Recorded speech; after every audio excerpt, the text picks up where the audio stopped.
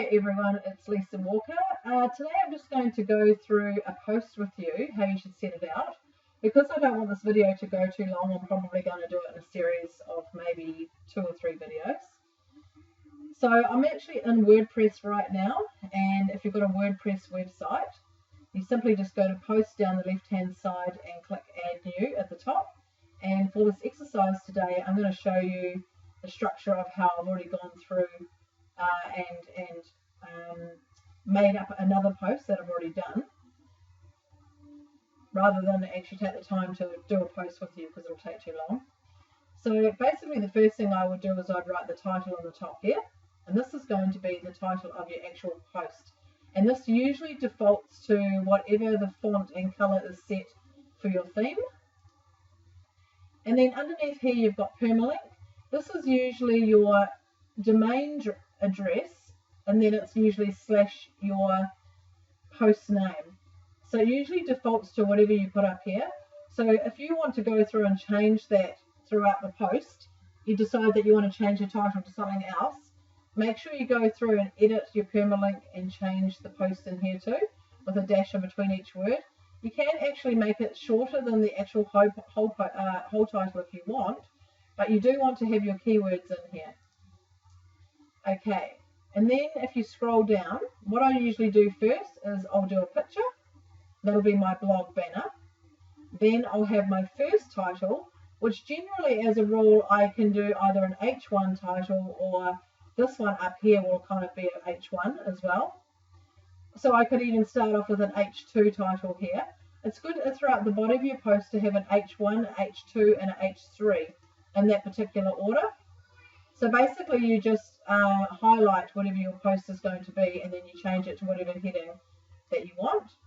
And then you've got the post body. Now it's good to kind of break up the post into different sort of categories. So like what I mean is, you know, to have some bullet points, have some quotes, make sure you space out your sentences, only have a couple of sentences and then a space, then another couple of sentences for your paragraphs so that they're not too condensed, so it's easier for the person to read.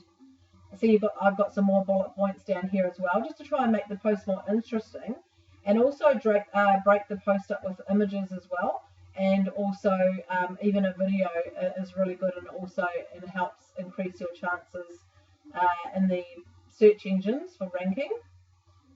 And also at the bottom a call to action. So just going through here, first of all what we'll do is talk about everything that you put in here first. So we've gone through the titles, and then now what you want to do is you want to actually have a keyword that you're actually, you know, trying to rank for your post. So the whole purpose of your blogging or putting up an article usually is so that you can somehow get your post to come up in the search engine. So I've got my keyword for this post is positive psychology.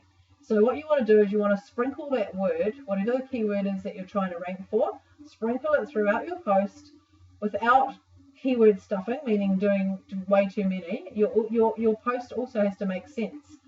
And then what you have to do is you come through afterwards. I usually do this at the end of the post, and I will bold some of these keywords, I will underline some of these keywords, and I will also put some in italics as well. And that's usually what you do to help ranking in the search engines as well. And so you want to try and have a variety of your keyword going right through.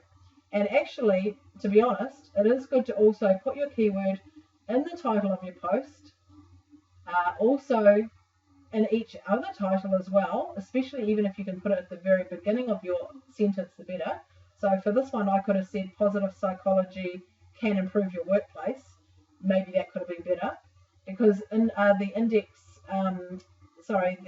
Google indexes your post reading from left to right, and so it's better to have your keyword at the beginning of the sentence if you can. Also, in your post, it's also good to have your keyword in your very first sentence and in your very, very last sentence of your post as well. So if you can somehow add it, incorporate it even into your call to action, if that's what you've got at the end. Here I'm actually just linking to another website. And also the other thing is, whenever you add an image in your, if I go to media, in your images when you upload the image. Let's have a look at this one, for example. Okay, so here I'll see this image here that I've added. In here you'll see alt text, like an alternative text. This here is another place where you put your keyword right there. So that what happens with that is if somebody is, for example, searching on Google, and somebody is going to search my keyword that I've used for this post, right? And they just want to go to images. If one of my images on my post come up at the top of this ranking, and they click on my image, they can actually click on visit page as well if they want to read more, and it's another way of getting users to your website. So if you don't actually do this in your alt text on your images and your post, then you're lessening your chances of people coming across and finding your blog. So the aim is, when we're writing a post, is to try and get it out there as much as possible so that people actually read the post. You know what I mean? So every time you write a post, you've got to think about what your goal is. You know, is it just to fill up your blog and to look pretty? Or is your goal is that you actually want someone to read this? You actually want to provide value out to the marketplace. You actually want somebody to click on your call to action. And whether that call to action is just like, you know, opting into perhaps a lead magnet and you know, exchanging an email address to add to your list, or if it's to show them a product that you're marketing, or to buy something, or to look at your service. This particular site at the moment is for a virtual assistant site, so this just says needs help. Click here to get in touch, and you can make up these. And this here, if I click on this, it actually takes them to my contact page. So the thing is, if you want to make up your own images, it's very, very easy. So say if I click on this, for example, it'll take me to the contact page. Now, if you want to make up your own image, you can just go to Canva.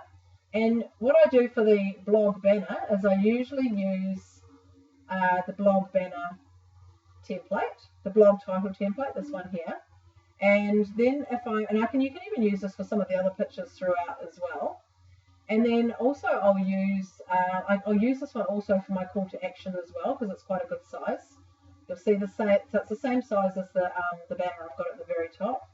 And you can even use it for some of the ones in the center as well. I've tried to keep these all consistent. And what you can do if you want to just make up something like this in Canva, it's very easy to find buttons. So you can just Google, for example, I don't know, say blank buy now button, for example, I don't know, just whatever you can find, go to images. And then you'll see, you know, you can buy loads of them, or you can buy them and you can download them, or you just grab them for free. This one here is a blank one. So also what I'll do is I'd usually search, if I'm searching buttons, I'll search for a PNG file which has got a transparent background like this. So if I actually am going to put it on a coloured background, it doesn't matter. Say, for example, you know, what if my blog theme was actually black background? I wouldn't want a white box around that button. So if I grab a PNG, well, then I know that it's going to look good if I have it on any coloured background as well. Okay, so that's kind of it for this video, just going through the basics of the keyword and the blog post and the images. I'm going to end this video here, and then I'm going to move on to the next video, so this one's not so long. So I'll see you on the next video.